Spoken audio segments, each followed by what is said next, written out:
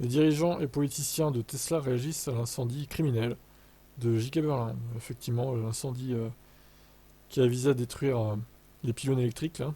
Giga Berlin a interrompu ses opérations et évacué ses employés. Un groupe extrémiste de gauche appelé le groupe Vulcain a revendiqué la responsabilité de l'incendie criminel, affirmant avoir saboté Tesla aujourd'hui. Le groupe Vulcan vise ainsi à détruire complètement Giga Berlin. Il estime que Tesla usurpe les ressources, les personnels et la main-d'œuvre de la Terre pour produire ses véhicules.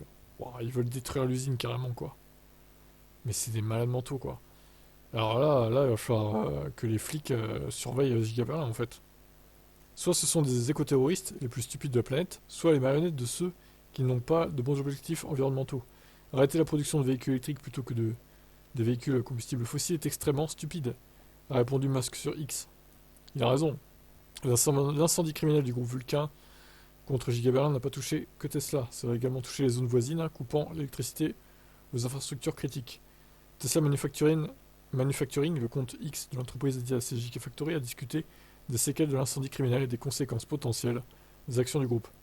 La sécurité de nos plus de 12 000 employés Tesla est notre priorité absolue et nous sommes heureux que personne n'ait été blessé lors de cette attaque. Outre nous, de nombreuses autres personnes dans la région sont touchées par les pannes de courant et nous condamnons cette attaque irresponsable. Nous sommes choqués que les dommages causés aux infrastructures critiques telles que les cliniques et les blessures corporelles aient apparemment été acceptés. Nous supposons que les autorités chargées de l'application de la loi et les tribunaux tiendront les responsables pour responsables. Les hommes politiques locaux ont donc réagi, dont le Premier ministre du Brandenbourg et le ministre d'État chargé de l'économie, du travail et de l'énergie. Bon, je ne cite pas les noms parce que c'est imprononçable. Ils ont évidemment condamné les actions du groupe Vulcain et ont remercié Tesla pour avoir géré de manière professionnelle l'incendie criminel. Le Premier ministre prend toutes les mesures nécessaires pour garantir le respect de la loi concernant l'incendie criminel de Tesla. Il s'agit évidemment d'une attaque grave contre nos infrastructures critiques, avec des conséquences pour des milliers de personnes et de nombreuses petites et grandes entreprises dans le pays. Si les soupçons d'attaque terroriste se confirment, le procureur général fédéral devra reprendre l'enquête. C'est quoi ça à chaque fois qu'il s'ouvre là? Il a souligné que les attaques contre les infrastructures critiques constituent une forme de terrorisme et qu'il est nécessaire d'agir dans le respect de l'état de droit.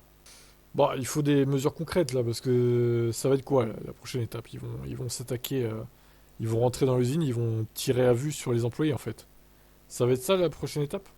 Parce que bon, là on peut se demander, hein. Franchement, là encore, ça touche l'électricité. Bon, c'est pas directement dans l'usine, mais attention là.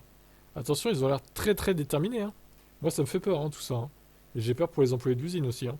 Bon, bah, j'espère qu'il y aura pas de victimes humaines, parce que c'est ce que je redoute.